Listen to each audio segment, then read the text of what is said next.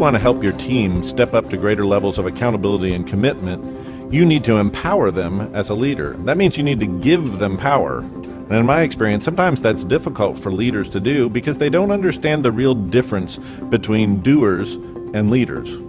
If you're a leader now, there's a good chance that at some point you were an exceptional doer. You were able to roll up your sleeves and get the job done. You had great skills in a particular area, and these things distinguished you. And in fact, that's the reason you were given the opportunity to step up into leadership. But now that you're in leadership, some of those dispositions that distinguished you most as a doer are no longer as useful. They don't serve you as well. In fact, sometimes those can even be liabilities to your leadership.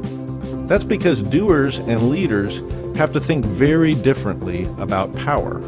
They have a different vantage point on what they're trying to accomplish.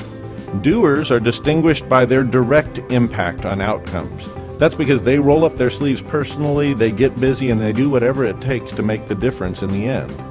But leaders, they're distinguished by their indirect impact on outcomes. If all goes well, when the smoke clears, your doer's fingerprints will be all over the outcomes, but as a leader, your mark will be on the doers themselves.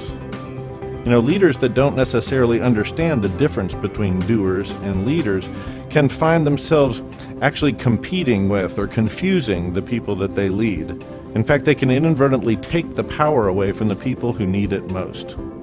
One time I had this sort of situation happen to me. I was leading a team and we were headed into a really big presentation with all the senior leadership of the organization. On the day before we were to make the big presentation, we discovered an error in our work. In fact, this was one of those errors or mistakes that you almost wish that you hadn't discovered because it was going to require us to rework the entire project. I was just getting ready to roll up my sleeves and get busy. I was going to call my wife and tell her that, I was going to have to stay at the office and work through the night when one of the team leads came into my office, and she said that she'd already rescheduled everyone. They had worked out how they would stay all night and work on this. And she looked me in the eye and she said, "We got this." Now, I realized this was sort of a gut check moment for me as the leader. This was that choice where I had to decide, will I behave as a doer or will I behave as a leader? I could just decide I was going to get involved myself and get busy, but if I did that, I was going to make my team feel that they didn't have the power to affect it themselves. So I resolved myself to leave at the end of the day and to go home. If you're a leader, you may realize that sometimes the hardest decision on your part is to let others do the work or to direct them to do the work. When you were a doer, you probably had those moments when you stepped up and did whatever it took. You went above and beyond, and at the time that was pretty hard. It took a lot out of you, but over time, those things have become your sort of personal badge of honor. Well, those moments still exist in your organization. It's just that as the leader, they're no longer your moments, they're your team's.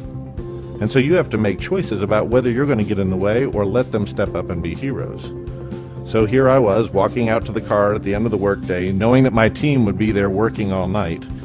I'd like to tell you I was making the right choice because I knew this difference between doing and leading, and I was just knowing what would be the wise thing to do. But the truth is, there was something in that leader's eye when she told me that we got this, that also said, and we don't need you all up in our business. Now, some of you may be thinking, wait, this is a terrible example because as leaders, aren't we supposed to demonstrate and model what it means to be fully committed? And I'd agree with you, we do need to model the way about being committed, but when you're a leader, you demonstrate that differently than when you're a doer. And when you're a leader, if you want your team to step up and take care of business, sometimes the most important thing you do is step back and take care of them. So I went home, and to be honest, I didn't stay there. At about midnight, I came back to the office, carrying the largest stack of pizzas I could hold. And as I came into the office, I started patting backs and encouraging people. I did all I could to stay out of the actual work that was being done, but I tried to encourage my team and to tell them attaboy, attagirl as they got this job done. When I came into the office the next morning, it was obvious that the night had taken its toll. I had one exhausted team.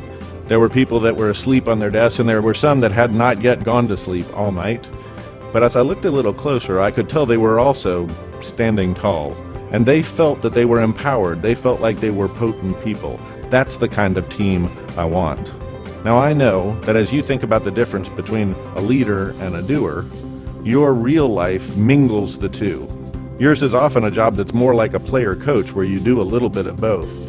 But in my experience, leaders who don't at least conceive of the roles of leader and doer very differently end up competing or frustrating the people that they lead. So as you seek to call your people to higher levels of commitment and accountability, pay attention to how you exercise power and make your people powerful.